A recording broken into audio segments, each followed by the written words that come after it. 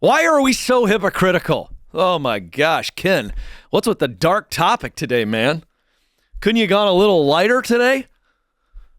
How about how to cast a vision, man? How to be more... Whoa, why are we taking this on? Because listen, candidly, as I'm raising kids and as I'm committed to just growing personally, I just look at this and I go, this is not about being the jerk hypocrite. This is about something deeper. And so we're having a little bit of fun with, I think we see hypocrisy in our coworkers and our leaders, and boy, do we judge it. But I think we got to get the log out of our own eye, and that's what we're looking at today. Why? Because it's important to understand what's behind this negative connotation and this thing that we call hypocrisy, hypocrites, and then how is it that we're so susceptible to it? It's really important, and it's actually pretty simple. So I went and did some research. I went and did a bunch of research from psychology studies and experts, and so I'm going to share a couple things with you. And then I'm going to give you the 4 types of hypocrisy. I had some fun. I got out the pencil and I started going, all right, based on what I'm learning, and I'm not an expert, but I'm learning. And I'm reading a lot about this. And there's 4 types of hypocrites, and you get to put yourself in one of those buckets. Uh-oh! Because I got news for you. We're all hypocrites, including you, Alex. And you're one of the nicest guys I know. But even you don't get away with this. All right, so here we go.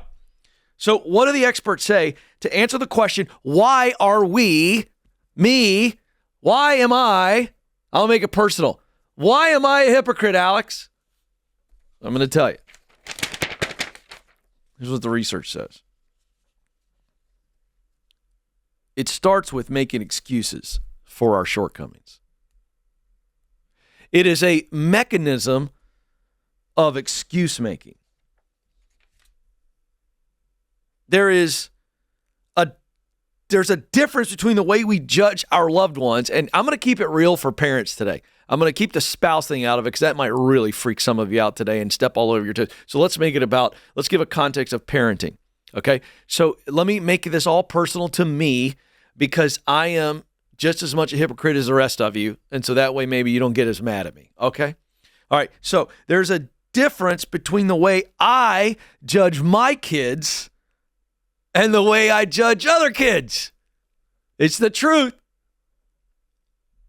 My kid can do something and it might irritate me. Another kid does it and I'm outraged. This is just a fact. And so, again, what's happening there? Excuse making. I'm making excuses for my kids, and so there's a little bit of hypocrisy there. Okay, now let's keep going. Here's what the experts say, and I'm kind of condensing this and synthesizing this, okay? Hypocrisy, let's define it. It is the practice of claiming to have a moral standard or a view that my own behavior does not live up to. It's that simple. I claim to say, this is what I believe. But I don't live what I believe. Very simple. We get that. Now, here's what it comes from. It's caused by an inflated sense of ego and self-righteousness combined with a lack of humility. Here's the experts saying more about this. It's a form of projection, a defense mechanism. In other words, I don't like this about me, but I see it in other people, and they're the bad guys.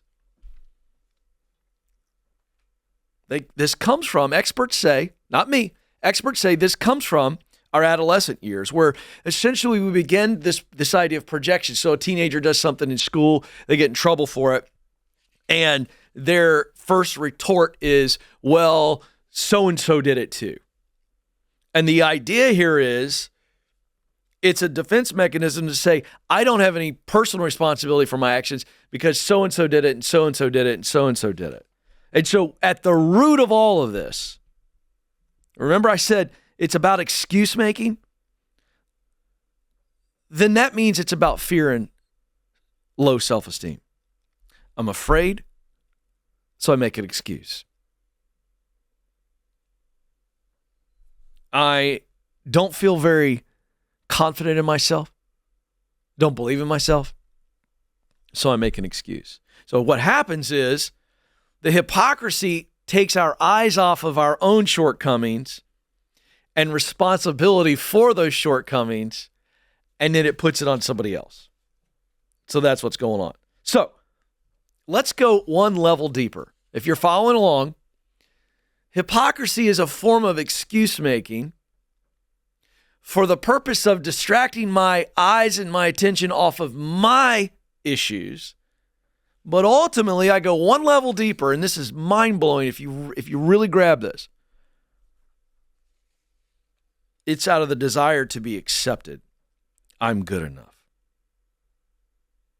And so when we don't think we're good enough, you know what we do? We find an object of our attention, another person, another organization.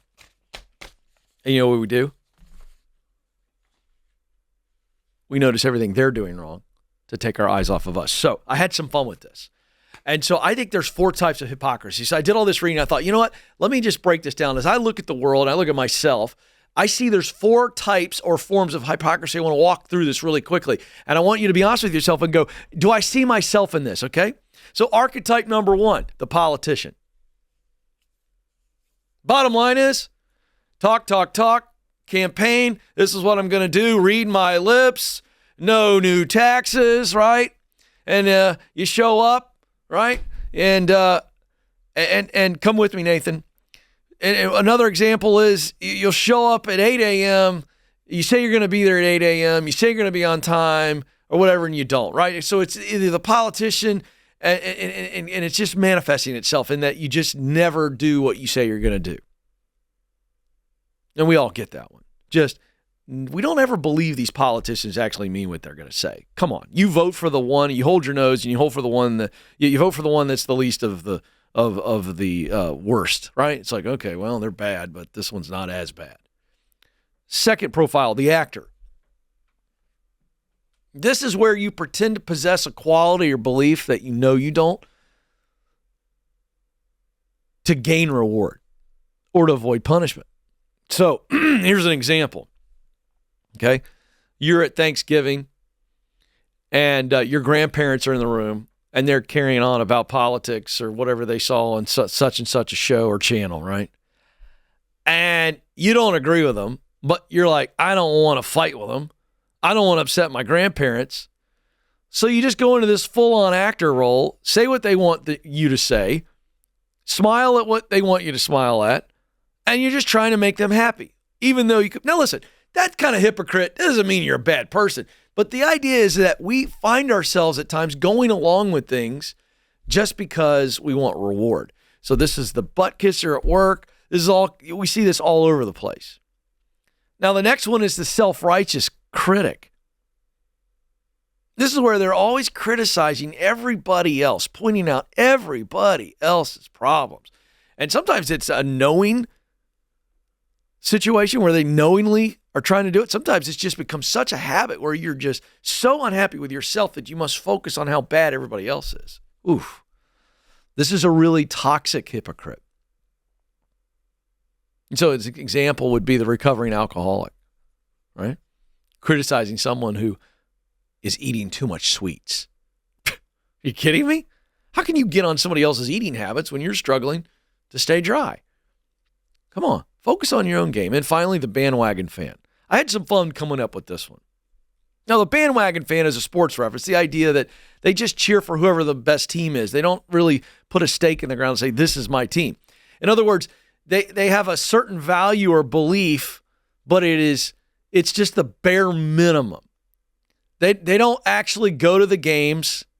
They don't buy a ticket to the games. They don't buy the clothes. They don't really watch the games. They just kind of see the score and go, oh, yeah, go Titans. That's our NFL team here, right? And the idea here is there's no skin in the game.